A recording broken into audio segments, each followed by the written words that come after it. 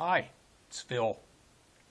I've got on my thinking cap again, and that's because what I'm thinking about this time is Napoleon Hill's concept of the mastermind. And in chapter 10 of Think and Grow Rich, he entitles the chapter The Power of the Mastermind. And this is an incredible analysis which he presents. He starts off by saying that power is essential for success in the accumulation of money. And he defines power as organized and intelligently directed knowledge. Power is required for the accumulation of money. Power is necessary for the retention of money after it has been accumulated.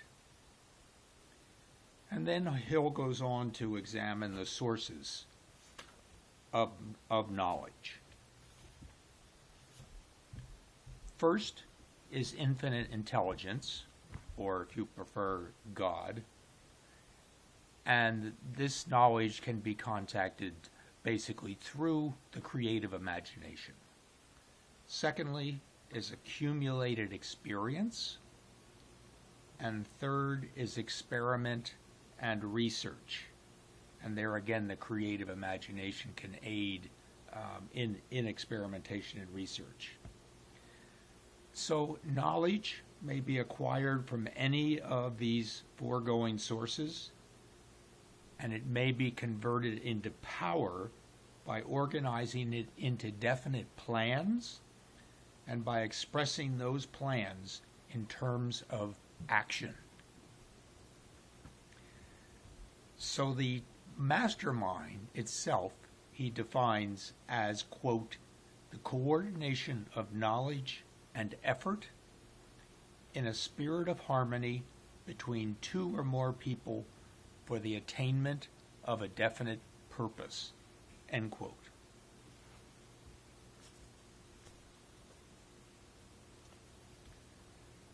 He then gives the metaphor of several batteries and utilizing several batteries to wield power and perhaps start a motor going as opposed to just the power of one single battery.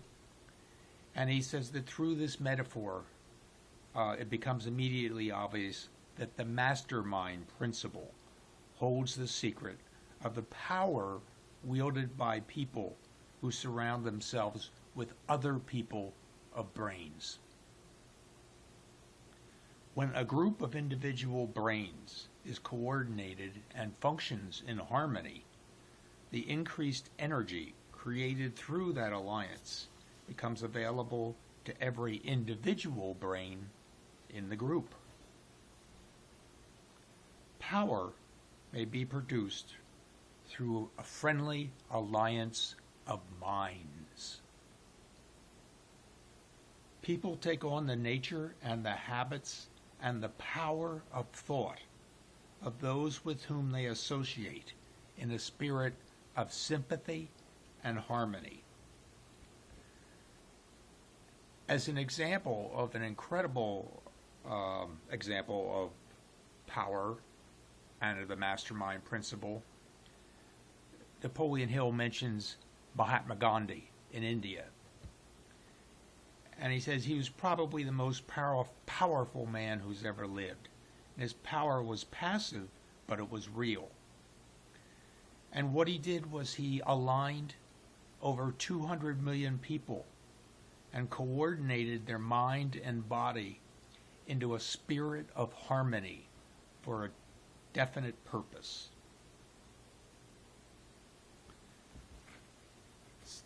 So again, we mention the sources of power and knowledge, infinite intelligence. Second, the mistakes we make in our experimentation in our lives. And thirdly, mentors and the importance of mentors in this. Finally, Hill concludes that money is shy and elusive.